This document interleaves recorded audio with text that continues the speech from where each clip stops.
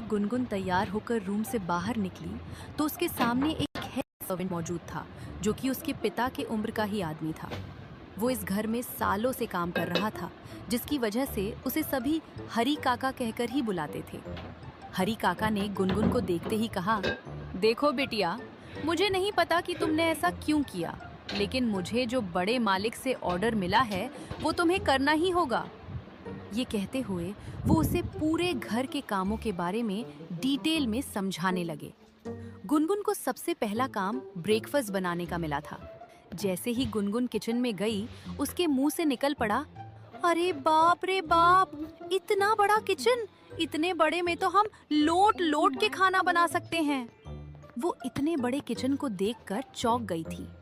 तभी हरी काका उसे ब्रेकफास्ट की लिस्ट थमाते हुए बोले, नौटंकी छोड़ो और मेरी बातों को ध्यान से सुनो। अभी तुम्हें ये सारे डिशेस बनाने होंगे। ध्यान रखना, ऐसी चूक हुई तो मालकिन मार मार के खाल उधेड़ लेंगी। ये कहते हुए चले गए।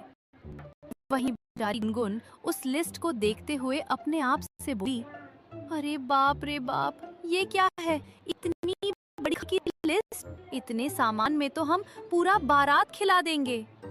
वो कुछ देर तक सोचने के बाद खुद से बोली, लेकिन हमें तो ये सब समझ में ही नहीं आ रहा है कि ये सब कैसे बनेगा। ऐसा करती हूँ कि जो हमें आता है वो ही फट से बना देती हैं। ये बोलकर वो अपने काम में लग गई। लेकिन जैसे ही वो खाना बनाने के लिए सामान ढूंढने लगी, उसे कुछ भी नहीं मिलता है। वो फिर परेशान होते हुए खुद से बोली, हे भगवान, नमक कहाँ है और कहाँ मसाला? कुछ भी समझ में नहीं आ रहा है। आखिर हम करें तो क्या करें? तभी कुछ सोचकर वो किचन से बाहर निकल गई और आसपास नजर दौड़ाने लगी कि शायद उसे कोई दिख जाए जिससे वो उसकी हेल्प ले सके। तभी उसे एक लेडी सर्वेंट दिखाई दी। उसने उसे इशारे से अपने पास बुलाया। गुनगुन ने अपनी प्रॉब्लम बताई तो उस लेडी सर्वेंट ने उसे सारा सामान निकाल के थमा दिया। फिर वो वहां से चली गई। गुनगुन उन सामानों को देखकर बोली, लग जा रानी काम पर। वैसे भी काकी कहती थी कि शादी के बाद पहली रसोई की रस्म होती है। क्या हुआ जो ये लोग तुझे अपनी घर की बहू नहीं मानते, लेकिन तुम तो उनको अपना परिवार मानती है ना। बस उन्हीं के लिए कर ले ये सब, और क्या। खुद का मन भटकाते हुए गुनगुन बड़े प्यार से खाना बनाने में लग गई। भले ही गुनगुन ने कभी स्कूल का मुंह नहीं देखा था, लेकिन उसकी मेमोरी पावर बहुत ही स्ट्रांग थी। एक बार समझने पर ही वो उस चीज को बखूबी तरीके से समझ जाती थी और याद भी कर लेती थी। थोड़ी ही देर में घर के सभी लोग डाइनिंग टेबल पर मौजूद थे। आज खाने की अच्छी खुशबू से वे सरप्राइज थे, लेकिन उनका बहुत जल्दी सरप्राइज टूटने वाला था। तभी अचानक से मिहिका, जो कबीर की छोटी बहन है, वो बोली, लगता है आज काफी हटके ब्रेकफास्ट बना है। मैं तो स्मेल करके ही बता सकती हूँ कि कुछ तो डिफरेंट बना है, जिसे खा के हमारे होश उड़ने वाले हैं। तभी कबीर का छोटा भाई विक्रम बोला, हाँ, ये तू ठीक कह रही है। आज तो सच में ब्रेकफास्ट में अच्छा सा खाने को मिलेगा। थोड़ी देर में जैसे ही सर्वेंट्स उन सबको खाना सर्व करते हैं, तो वो सब ये इंडियन खाने को देखकर चौंक गए। उनकी चौंकने की वजह ये थी कि इस घर में ब्रेकफास्ट में सिर्फ और सिर्फ इटालियन फूड ही बनता था। खाने में आलू का पराठा, कचौड़ी, आलू की चटपटी सी सब्जी, रायता, ढोकला, तीखी चटनी और मीठे में मूंग दाल का हलवा और खीर बनाई हुई थी। लेकिन आज ये सब देखकर वो सभी शॉक्ड हो गए थे।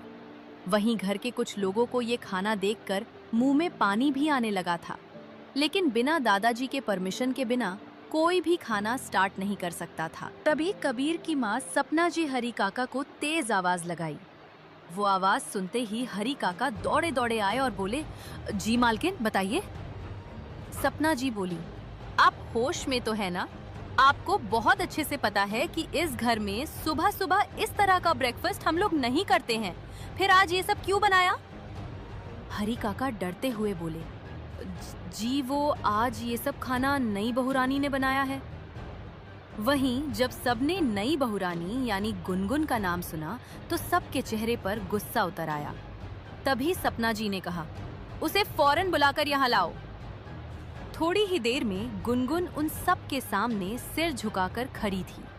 उसने नौकरों वाले पुराने कपड़े पहने हुए थे, लेकिन उसने अपने सिर पर पल्लू रखा हुआ था, क्योंकि गुनगुन के गांव में शादीशुदा औरतें शादी के अपने से बड़ों के सामने सिर ढक कर रखा करती थी। तभी दादा अपनी कड़क आवाज में बोले, ए लड़की, तुमने ये सब किसके कहने पर बनाया? हरी ने जो तुम्हें खाने की लिस्ट दी थी, वही सब तुमने क्यों नहीं बनाया? वही गुनगुन पहले ही उन सबके चेहरे देखकर ही डर से भर चुकी थी, और वही दादी जी के इतनी जोर से फटकार लगाने पर उसके पैर कांप उठे। वो डरती हुई बोली, वो जो पर्ची पर लिखा था ना, वो हमें कुछ समझ नहीं आया कि ये सब कैसे बनाते हैं। तो फिर हमें जो समझ में आया वो हमने झट से तैयार कर दिया। ये कहकर वो चुप होकर किसी अपराधी की तरह अपना सिर नीचे झुका लिया। ये सुनकर दादा बोले, ठीक है, अब तुम जाकर चुपचाप एक कोने में खड़ी हो जाओ। वहीं जब सभी ने दादा का ये रिएक्शन देखा तो उनकी कुछ भी समझ नहीं आया और वो सवालिया निगाहों से उन्हें देखने लगे। तभी दादा बोले, तुम सब लोग मुझे घूरना बंद करो और चुपचाप से ब्रेकफास्ट करो, और हाँ, जिन्हें ये नहीं करना वो यहाँ से जा सकते हैं। ये कहने के बाद वो खाना शुरू कर देते हैं। वहीं विक्रम और मिहिका एक दूसरे को तिरछी नजर देखा और चुपचाप वो भी खाने पर टूट पड़े। वहीं अब सिर्फ दादी, किशोर जी और सपना जी ही बचे हुए थे। वहीं दादी भी जब उन सबको बड़े मजे से खाते हुए देखा तो उनसे भी रहा नहीं गया और वो भी चुपके से खाना शुरू कर दिया। सपना जी ने जब इस तरह से सबको उस लड़की के हाथ का बनाया हुआ खाना खाते हुए देखा तो उनका गुस्सा 7वें आसमान पर जा पहुंचा और वो गुस्से से गुनगुन को घूरने लगी। तभी उनको स्टेयर्स से कबीर नीचे आता हुआ दिखाई दिया। जैसे ही उसकी नजरें डाइनिंग टेबल पर पड़ी तो उसकी आंखें छोटी हो गईं। वो गुस्से से अपनी माँ की तरफ देखते हुए बोला, मॉम, ये सब क्या है? आपको पता है ना कि इस घर में इस तरह का खाना अलाउड नहीं है, फिर भी आपने कैसे? कबीर के ऐसा कहने से सपना जी के जान में जान आई और वो बोली, ये सब उस लड़की ने किया है।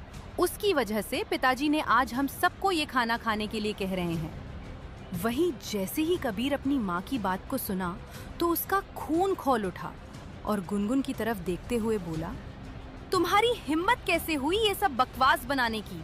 अब लगता है तुमको सबक सिखाने का टाइम आ गया है। कबीर ये कहते हुए तेजी से गुनगुन की तरफ बढ़ने लगा। उसके हर बढ़ते कदम गुनगुन की दिल की धड़कनें बढ़ाने लगी थी। गुनगुन को ऐसा लग रहा था मानो जैसे उसका दिल सीने की हड्डियों को तोड़कर बाहर निकल जाएगा। जैसे जैसे कबीर उसकी तरफ बढ़ रहा था वैसे वैसे गुनगुन की हालत डर से और भी खराब होती जा रही थी। उसके पैर मानो सूखे पत्तों की तरह बेजान हो गए थे। फिर भी वो वहाँ हिम्मत करके खड़ी थी, क्योंकि इस अनजान शहर में उसका कोई नहीं था जिसे वो अपना कह सके। बड़े दुख की बात है कि बचपन से जिसे वो अपना परिवार मानकर आई थी, वो परिवार भी स्वार्थी निकला। थोड़े से पैसों के लालच में उन्होंने उसे एक दरिंदे के हाथों बेच दिया था। किस्मत को तब भी रहम नहीं आया और अब उसे ऐसे आदमी के साथ शादी के पवित्र बंधन में बांध दिया जिसके लिए उसका अस्तित्व एक कीड़े मकोड़े से भी कम था।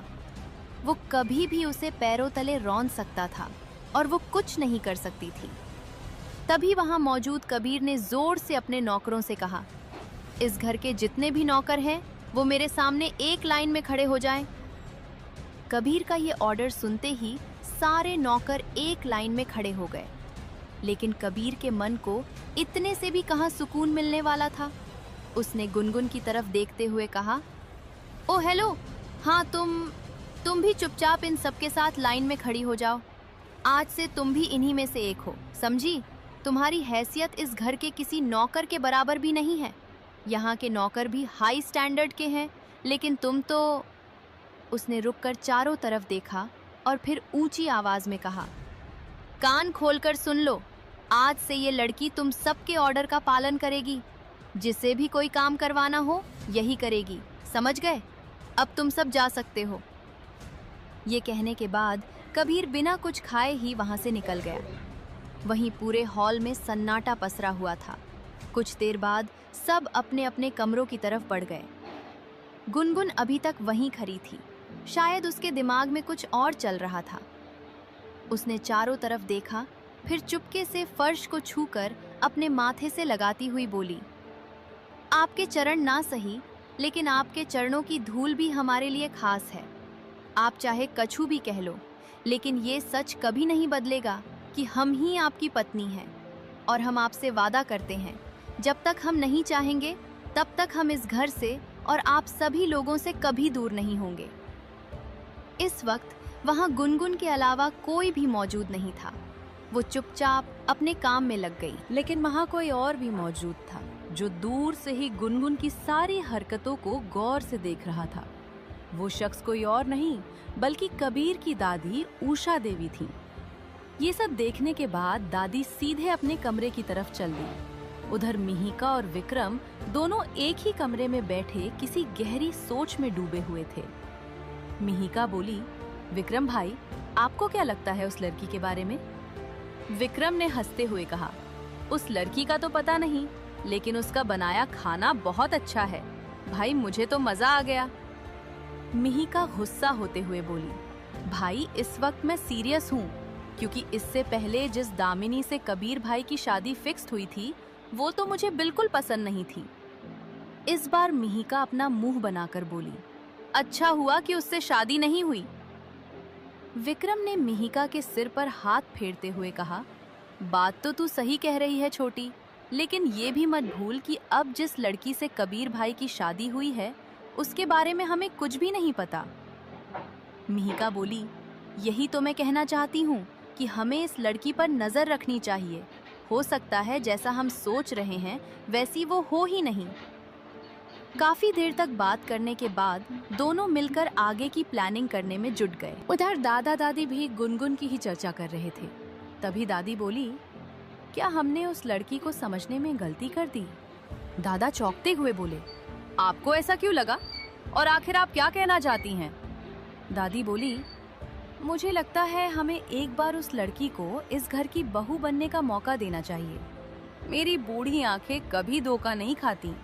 मुझे ऐसा लगता है कि कबीर और गुनगुन की जोड़ी ऊपर वाले ने मिलाकर बनाई है। नहीं तो सोचो, कहाँ कबीर और कहाँ गुनगुन। जब भगवान खुद उन्हें मिलाना चाहते हैं तो हम कौन होते हैं उनके फैसले में रुकावट डालने वाले? इस बार दादा मुस्कुराते हुए बोले, ठीक है, मैं आपकी बात से सहमत हूँ, लेकिन इसके लिए हमें कबीर से बात करनी होगी। फिर बाद में जो भी फैसला होगा वो सबको मानना ही होगा। वहीं कबीर जैसे ही अपने ऑफिस पहुंचा और उसने अपने असिस्टेंट यश को बुलाया। एक्चुअली यश सिर्फ असिस्टेंट ही नहीं बल्कि कबीर का करीबी दोस्त और राइट हैंड है। हर काम में वो उसके साथ हमेशा खड़ा रहा था। जैसे ही यश अंदर आया, कबीर ने कहा, हाँ तो यश, तो कुछ पता चला? यश बोला, बॉस, ज्यादा कुछ तो पता नहीं चला, लेकिन इतना जरूर पता चला है कि जिस लड़की से आपकी शादी हुई है वो सच कह रही है। मैंने सीसीटीवी फुटेज चेक किया, उसमें वो होटल के पीछे वाले रास्ते से अंदर आई थी, क्योंकि उसके पीछे कुछ नकाबपोश लोग खड़े थे। तभी यश को कुछ याद और उसने थोड़ा रुक कर कहा, सबसे अजीब बात यह है कि उन नकाबपोशों को होटल के अंदर नहीं देखा गया, लेकिन इससे ये भी साबित नहीं होता कि वो पूरी तरह इनोसेंट है। हो सकता है कि वो कुछ छिपा रही हो, क्योंकि अब तक उसकी शादी की असली वजह सामने नहीं आई है। यश की ये बात सुनकर कबीर कुछ सोच में पड़ गया। फिर वो बोला, दामिनी के घरवालों पर नजर रखो, उनकी हर एक्टिविटी पर नजर रखो और उन नकाबपोश आदमियों के बारे में भी जल्द से जल्द पता करो। ये कहने के बाद उसने यश को जाने का इशारा किया और फिर वो खुद से मुस्कुराते हुए बोला, तो मेरी सो कॉल्ड बीवी, देखना जल्दी ही मैं तुम्हारा असली मकसद पता करके रहूंगा। तुम यहाँ क्यों और किसके कहने पर आई हो? जल्द ही सारी सच्चाई जल्द ही मेरे सामने होगी। दूसरी तरफ गुनगुन सुबह से ही हरी काका के बताए सारे काम बड़ी सफाई से कर रही थी। किसी भी नौकर ने उसे 1 मिनट का आराम नहीं लेने दिया। सुबह से शाम होने को आई, लेकिन अब तक किसी ने उसे खाने को कुछ भी नहीं दिया था। थोड़ी देर बाद उसे बहुत जोर से भूख लगी, इसलिए वह किचन की तरफ गई। उसने झट से पहले अपनी प्यास बुझाई और जैसे ही वो नीचे बैठी थकान के कारण उसे नींद आ गई। कुछ ही देर में कोई किचन में आया। जैसे ही उस व्यक्ति की नज़र गुनगुन पर पड़ी, उसका चेहरा गुस्से से लाल हो गया। उस शख्स ने झट से वहां रखे ठंडे पानी उसके मुंह पर फेंक दिया। गुनगुन झटके से घबराते हुए बोली, कौन है? ये बोलती हुई वो फौरन खड़ी हुई। जैसे ही उसकी नज़र सामने खड़े उस शख्स पर पड़ी, डर के मारे उसकी हालत फिर से खराब हो गई, मानो जिसे उसने कोई जिंदा भूत देख लिया हो। जैसे ही कबीर तेजी से उसके पीछे पीछे गार्डन के उस कोने में पहुंचा जहां गुनगुन बेहोश पड़ी थी। जैसे ही कबीर के साथ साथ पूरे घर वालों ने ये नज़ारा देखा, उनके होश उड़ गए। गुनगुन के सिर से खून बह बहकर पूरी जगह फैल चुका था। उसका चेहरा पूरी तरह सफेद पड़ चुका था। उसका शरीर किसी लाश की तरह वहां पड़ा था। कबीर ने झटपट उसकी नाक के पास हाथ ले जाकर सांस चेक की तो पता लगा कि उसकी सांसें बेहद धीमी चल रही थीं। किसी भी पल वो दम तोड़ सकती थी। अचानक कबीर चिल्लाया, गाड़ी निकालो, जल्दी! फिर उसने झट से गुनगुन को अपनी गोद में उठाया और भागते हुए कार में बिठाकर हॉस्पिटल के लिए निकल गया। थोड़ी ही देर में वो गुनगुन को अपनी गोद में लिए सीधे हॉस्पिटल पहुंचा और डॉक्टरों की एक पूरी टीम को बुलाकर बोला, इसका तुरंत इलाज करो और हाँ, ध्यान रखना, इसे कुछ होना नहीं चाहिए। कबीर ने हॉस्पिटल आने से पहले ही उसने सारे इंतजाम करने का ऑर्डर दे दिया था, क्योंकि ये हॉस्पिटल वालिया ग्रुप का ही था। जब डॉक्टरों ने गुनगुन की चेकअप की तो वे सीरियस हो गए। हेड डॉक्टर ने कबीर से कहा, देखिए मिस्टर वालिया, मैं पहले ही बता दूं कि इनके बचने के चांस ना के बराबर हैं, क्योंकि इनका ब्लड लॉस बहुत ज़्यादा हो गया है। सिर पर भी काफ़ी गहरी चोट लगी है और ठंड की वजह से इनका शरीर पूरी तरह से अकड़ चुका है। इनका तुरंत ऑपरेशन करना होगा। आप सारी फॉर्मेलिटीज़ पूरी कर दीजिए। मैं एक आखिरी कोशिश करता हूँ। जैसे ही गुनगुन ने अपने सामने कबीर को देखा, वो हैरान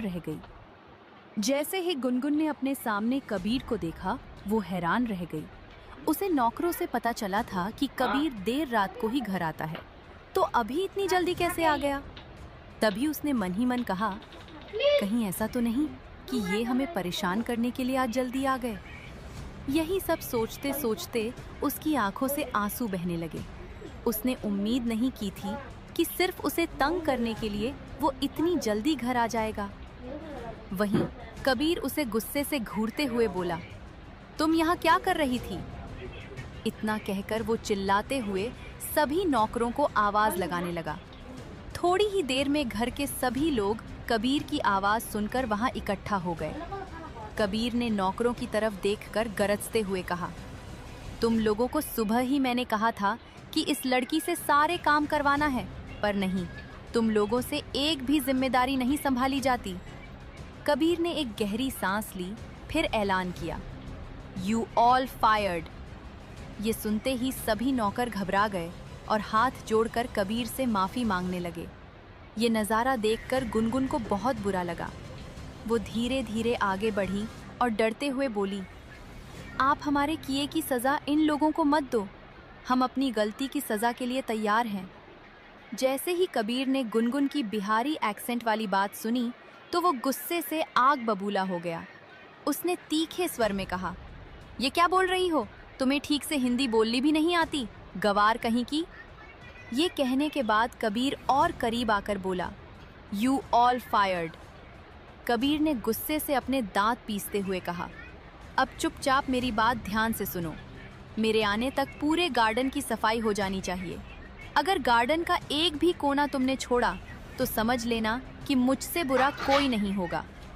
इतना कहकर वो फिर से ऑफिस के लिए निकल गया। दरअसल आज कबीर ऑफिस से इसलिए घर आया था क्योंकि उसे गुनगुन से रिलेटेड कुछ खबर मिली थी। वो क्रॉस चेक करना चाहता था कि उसमें कितनी सच्चाई थी। वो चाहता तो किसी और से पूछ सकता था, लेकिन उसके घर के सारे नौकर हर बात दादा दादी को बता देते थे। इसलिए उसने खुद आकर चेक करने का फैसला किया था। अब उसे अपने किसी भरोसेमंद आदमी को गुनगुन की हर एक्टिविटी पर नज़र रखने के लिए लगाना ही पड़ेगा।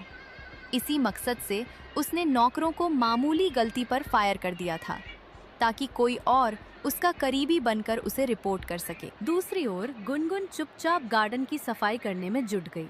गार्डन बहुत बड़ा था, इसे साफ करने में लगभग 5 आदमी लगते थे और ये काम अकेले उसे सौंपा गया था। इतना बड़ा गार्डन देखकर गुनगुन सहम गई। उसने मन ही मन कहा, अरे बाप रे बाप, इतना बड़ा!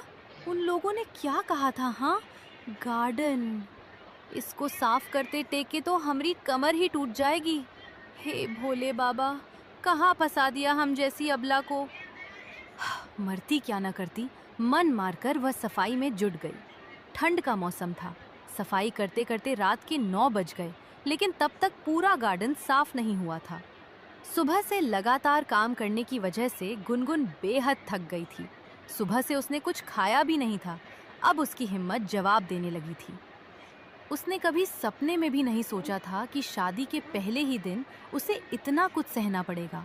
बचपन से ही बेचारी ने बहुत दुख झेले थे। उसकी एक बूढ़ी दादी थी जो उसे लाड़ प्यार करती थी और गुनगुन उन्हें प्यार से बड़की अम्मा कहती थी। उसने अपने आंसुओं को पोंछा और खुद से बड़बड़ाई, बड़की अम्मा, आप कहती थी कि गुनगुन, जब तुम्हारी शादी हो जाएगी तो तुम्हारे सारे दुख दूर हो जाएंगे। देखो बड़की अम्मा, तुम्हारी गुनगुन के शादी तो हो गई, पर दुख ने अभी भी पीछा नहीं छोड़ा। ये कहकर वह फूट फूट कर रोने लगी।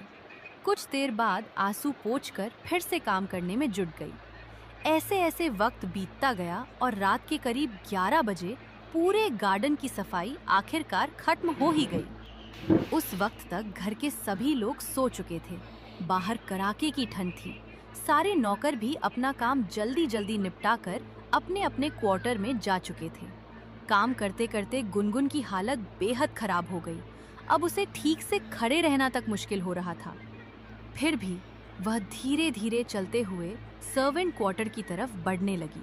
तभी अचानक वह किसी चीज से टकरा गई और नीचे जमीन पर गिर पड़ी। दुर्भाग्य से उसका सिर पत्थर से टकराया, जिससे उसे गहरी चोट लगी और वह तुरंत बेहोश हो गई। अगली सुबह सारे नौकर सुबह सुबह अपने अपने कामों में लगे हुए थे। किसी को भी गुनगुन का ख्याल नहीं था। जब नाश्ते का समय हुआ तो दादाजी और दादी ने सभी से गुनगुन के बारे में पूछा। सुनते ही सभी नौकर एक दूसरे को देखने लगे। तभी एक नौकर ने हिचकिचाते हुए बोला, बड़ी मालकिन, हम लोगों ने आज सुबह से उसे नहीं देखा है, पता नहीं कहाँ चली गई। ये सुनते ही दादा दादी के होश उड़ गए। तभी उन्होंने सीढ़ियों से उतरते हुए कबीर को देखा और उससे गुनगुन के बारे में पूछा। कबीर ने गुस्से से जवाब दिया, भला मुझे उस गवार के बारे में कैसे पता होगा? अगले ही पल कबीर अपने सभी नौकरों को ऑर्डर देते हुए चिल्लाया, जाओ जल्दी से उसे ढूंढ कर लाओ। उस लड़की की वजह से पूरा परिवार परेशान हो रहा है। एक बार बस वो मिल जाए, फिर देखना कैसे उसे बड़ी कीमत चुकानी पड़ेगी। थोड़ी ही देर में एक नौकर हांफते हुए भागता हुआ आया और बोला, सर, वो लड़की वहाँ बेहोश पड़ी है। कबीर तेजी से उसके पीछे पीछे गार्डन के उस कोने में पहुंचा जहां गुनगुन बेहोश पड़ी थी। जैसे ही कबीर के साथ साथ पूरे घर वालों ने ये नजारा देखा, उनके होश उड़ गए। गुनगुन के सिर से खून बह बहकर पूरी जगह फैल चुका था। उसका चेहरा पूरी तरह सफेद पड़ चुका था। उसका शरीर किसी लाश की तरह वहां पड़ा था। कबीर ने झटपट उसकी नाक के पास हाथ ले जाकर सांस चेक की तो पता लगा कि उसकी सांसें बेहद धीमी चल रही थीं। इसीलिए वो दम तोड़ सकती थी। अचानक कबीर चिल्लाया, गाड़ी निकालो, जल्दी! फिर उसने झट से गुनगुन को अपनी गोद में उठाया और भागते हुए कार में बिठाकर हॉस्पिटल के लिए निकल गया। थोड़ी ही देर में वो गुनगुन को अपनी गोद में लिए सीधे हॉस्पिटल पहुंचा और डॉक्टरों की एक पूरी टीम को बुलाकर बोला, इसका तुरंत इलाज करो और हाँ, ध्यान रखना इसे कुछ होना नहीं चाहिए। कबीर ने हॉस्पिटल आने से पहले ही उसने यहाँ सारे इंतजाम करने का ऑर्डर दे दिया था, क्योंकि ये हॉस्पिटल वालिया ग्रुप का ही था। जब डॉक्टरों ने गुनगुन की चेकअप की तो वे सीरियस हो गए। हेड डॉक्टर ने कबीर से कहा, देखिए मिस्टर वालिया, मैं पहले ही बता दूं कि इनके बचने के चांस ना के बराबर हैं, क्योंकि इनका ब्लड लॉस बहुत ज़्यादा हो गया है। सिर पर भी काफ़ी गहरी चोट लगी है और ठंड की वजह से इनका शरीर पूरी तरह से अकड़ चुका है। इनका तुरंत ऑपरेशन करना होगा। आप सारी फॉर्मेलिटीज पूरी कर दीजिए। मैं एक आखिरी कोशिश करता हूँ, शायद कोई चमत्कार हो जाए। इतना कहकर डॉक्टर ऑपरेशन थिएटर में चला गया। वहीं कबीर अपनी जगह पर खड़ा ही रह गया। डॉक्टर की बात सुनकर उसके कानों में बार बार गुनगुन के वे शब्द गूंज रहे थे जो उसने पहले कहे थे। हम इस घर में डोली में आई हैं, लेकिन इस घर से बाहर अर्थी में ही जाएंगे। इसके बिना हम अपने पति का घर छोड़ के नहीं जाने वाली। वहीं दूसरी तरफ कबीर भगवान से उसके स्वास्थ्य के लिए मिन्नतें मांग रहा था। इसलिए नहीं कि उसे गुनगुन की फिक्र हो रही थी, बल्कि इसलिए कि उसे गुनगुन से कई सवालों के जवाब चाहिए थे। गुनगुन को देखने के लिए मिहिका, विक्रम और कबीर के पिता किशोर जी हॉस्पिटल पहुंच गए। जब उन्होंने कबीर से गुनगुन के बारे में पूछा तो कबीर ने कुछ नहीं कहा। उसकी नजरें सिर्फ और सिर्फ ऑपरेशन थिएटर वाले कमरे की तरफ ही टिकी हुई थी।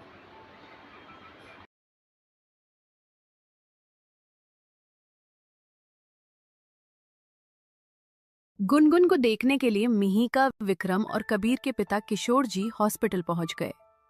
जब उन्होंने कबीर से गुनगुन के बारे में पूछा तो कबीर ने कुछ नहीं कहा। उसकी नजरें सिर्फ और सिर्फ ऑपरेशन थिएटर वाले कमरे की तरफ ही टिकी हुई थीं। ऑपरेशन लगभग 3 घंटे तक चला। इन 3 घंटों में कबीर की नजरें एक पल के लिए भी ओटी से नहीं हटी थीं। तभी डॉक्टर बाहर आए। सभी ने तुरंत घेर कर गुनगुन के बारे में पूछा। डॉक्टर ने सीरियस होते हुए कहा, देखिए, जैसा कि मैंने पहले ही कहा था कि मरीज की हालत बहुत खराब है। मैंने ऑपरेशन तो कर दिया है, लेकिन उनके बचने के चांस बहुत कम हैं। उन्हें लगभग 72 घंटे के लिए अंडर ऑब्जर्वेशन रखना होगा। अगर इन 72 घंटों में उन्हें होश नहीं आया तो उनका बचना मुश्किल हो जाएगा। ये कहकर डॉक्टर वहां से चले गए। डॉक्टर की बातें सुनकर सभी बेहद परेशान हो गए। विक्रम उदास होते हुए बोला, मैंने कभी नहीं सोचा था कि भाभी की ऐसी हालत हो जाएगी। उन्होंने एक ही दिन में हम सबके दिल में अपनी एक अलग जगह बना ली है। बस एक बार वो ठीक हो जाएं, फिर मैं उनके साथ कभी बुरा बिहेव नहीं करूंगा। मिहिका ने भी अपनी नम आंखों से कहा, हाँ विक्रम भाई, आप सही कह रहे हैं। मैं भी अब भाभी के साथ कभी बुरा नहीं करूंगी। उन दोनों की बातें सुनकर कबीर ने उन्हें घूर कर देखा। पता नहीं उसके मन में क्या चल रहा था। किसी को कुछ भी समझ नहीं आ रहा था। जहां एक तरफ वो गुनगुन के लिए थोड़ा परेशान था, वहीं दूसरी ओर विक्रम और मिहिका के मुंह से भाभी शब्द सुनकर वो बेहद गुस्सा हो गया। फिर भी वो अभी कुछ कहने के मूड में नहीं था। वहीं मिहिका और विक्रम को कबीर के इस तरह घूरने से मानो सांस ही हलक में आ गई। इसलिए वे दोनों चुपचाप वहां बैठे रहे। थोड़ी ही देर में गुनगुन को आईसीयू में शिफ्ट कर दिया गया। जब सबने गुनगुन को देखा तो वो पूरी तरह से मशीनों से घिरी हुई थी। उसका गोरा चेहरा पीला पड़ चुका था, सिर पर पट्टी बंधी हुई थी और उसे ऑक्सीजन मास्क लगा हुआ था। थोड़ी देर तक वो हॉस्पिटल में ही रुका रहा। थोड़ी देर तक गुनगुन के पास रहने के बाद वो घर न जाकर ऑफिस के लिए निकल गया। इन 2 दिनों तक वालिया मैंशन में दादाजी और दादी जी काफी परेशान दिखे, पर वहीं सपना जी को जैसे कोई फर्क ही नहीं पड़ रहा था। सपना जी ताने मारते हुई बोली, आप लोग बेवजह उस 2 कौड़ी की लड़की के लिए परेशान हो रहे हैं। अच्छा हुआ जान छूटी उस गवार लड़की से। पता नहीं कहां से मेरे कबीर के पल्ले पड़ गई थी। तभी कबीर की दादी उषा देवी गुस्से में बोली, बहू, ये क्या नाप शनाप बोल रही हो? आखिर वो इस घर की बहू है। सपना जी ने झट से जवाब देते हुए कहा, माँ, आप ये कैसी बातें कर रही हैं? आप अच्छे से जानती हैं कि वो लड़की किसी भी तरीके से हमारे कबीर के लायक नहीं है। ये रिश्ता सिर्फ एक बोझ बनकर रह जाएगा कबीर के लिए। उसे ठीक से बोलना तक नहीं आता। कबीर के साथ जीने की तो बात ही छोड़ ही दीजिए। तभी इतनी देर से उन दोनों की बातें सुन रहे दादाजी ने इस बार कड़ी आवाज में कहा, मैंने कहा शांत हो जाओ सबके सब। एक बार जब गुनगुन खुद ठीक होकर आएगी तब हम कबीर से इस बारे में बात करेंगे कि आगे क्या करना है। हाँ, ये सुनकर सपना जी ने राहत की सांस ली और मन ही मन सोचने लगी, चाहे कुछ भी हो जाए, कबीर कभी भी उस जाहिल गवार लड़की को नहीं अपनाएगा। गुनगुन को बेहोश हुए 2 दिन हो चुके थे। पिछले 2 दिनों में एक बार भी गुनगुन की हालत में कोई सुधार नहीं हुआ था, जिससे डॉक्टर के साथ साथ विक्रम और मिहिका भी काफी परेशान दिख रहे थे। डॉक्टर ने उदास होते हुए कहा, मिस्टर वालिया, 72 घंटे पूरे होने में सिर्फ 2 ही घंटे बाकी हैं। अगर इन 2 घंटों में गुनगुन को होश नहीं आया तो उनका बचना मुश्किल हो जाएगा, या हो सकता है कि वह हमेशा हमेशा के लिए कोमा में चली जाएं। डॉक्टर की बात सुनकर उन सभी के चेहरों पर उदासी छा गई, लेकिन वे सभी जानते थे कि इंतजार करने के अलावा उनके पास कोई ऑप्शन नहीं था। तभी वहां ठीक 1 घंटे के बाद एक लड़के के साथ एक बूढ़ी औरत आई। दरअसल उस बूढ़ी औरत को एक गंभीर बीमारी हो गई थी, जिसकी वजह से वो गांव से शहर इलाज करवाने आई थी। वो सीधे उस लड़के के साथ चेकअप करवाने के लिए हॉस्पिटल पहुंची थी। जैसे जैसे वो हॉस्पिटल में आगे बढ़ती जा रही थी, वैसे वैसे उसे किसी अपने के होने का एहसास होने लगा। अजनने में ही वो आईसीयू के पास पहुंच गई। वहां पहुंचकर उसने दरवाजा खोला और अंदर देखा तो एक लड़की बेजान सी बेड पर पड़ी हुई थी। बड़ी बड़ी मशीनों की वजह से उस बूढ़ी औरत को गुनगुन का चेहरा साफ नहीं दिखा।